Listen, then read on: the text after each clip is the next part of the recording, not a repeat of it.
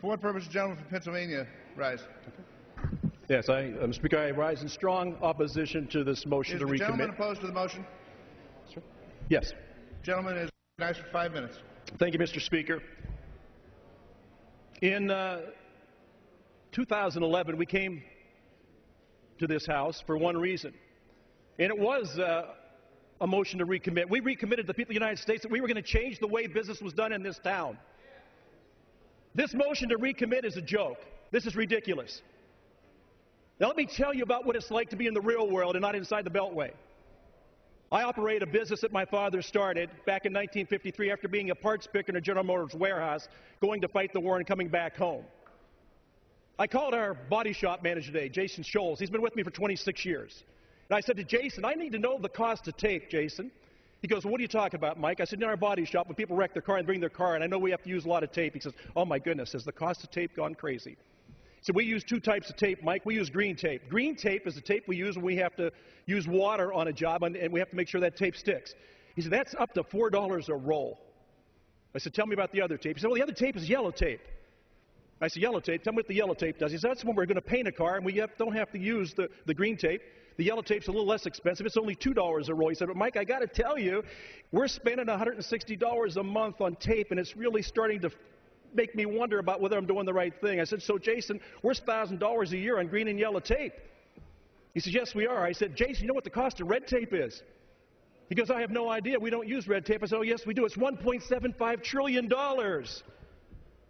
That's the cost of red tape. And I called my friend Don Shamey at Next Tier Bank, and I said, Don, we've known each other since we were kids. Our wives know each other. Our kids grew up together. We do a lot of things together. I've done business with you for 40 years. You're right across the street from me. Don, tell me about the new regulations. He said, well, Mike, if you take a look at it, there's 1,100 pages now that are the definition of whether you're a qualified borrower or not. I said, it only took 1,100 pages for the government to determine what the definition is of a qualified borrower. Are you kidding me? Do you mean to sit here and say that you are serious? We renovated a ballpark in my hometown. A guy named Tom Bernatowski, veteran.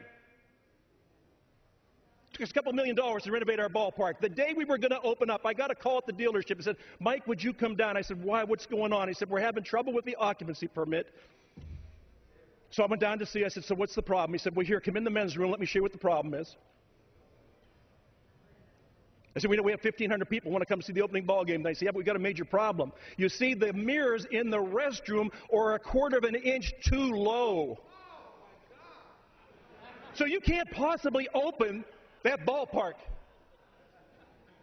So you want to know the price of regulation? You want to talk about the thousands and thousands of pages that we put on the backs of the job creators? You want to talk about creating jobs in America?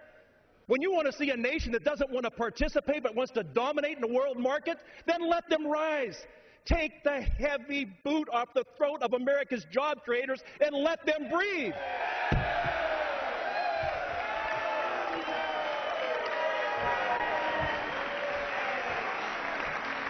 The jobs we are talking about are not red jobs or blue jobs. They are red, white, and blue jobs. They are not Democrat jobs or Republican jobs or independent jobs or libertarian jobs. They are American jobs. If you want this country to thrive and not just survive, then please start playing the game by the rules and stop this ridiculous mockery of what it is that we do here in this town. We are so out of touch with the American people. And you know what all this does? It adds layer after layer after layer of cost. And that cost is ultimately paid for by the American consumer.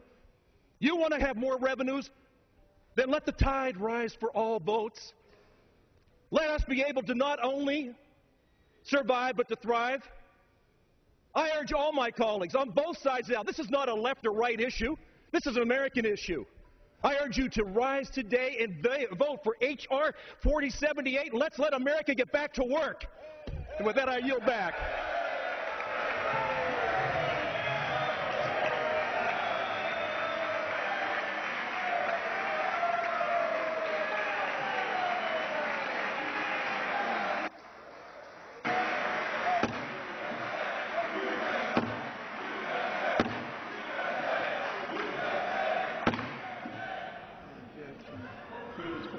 Without objection, the previous question is ordered on the motion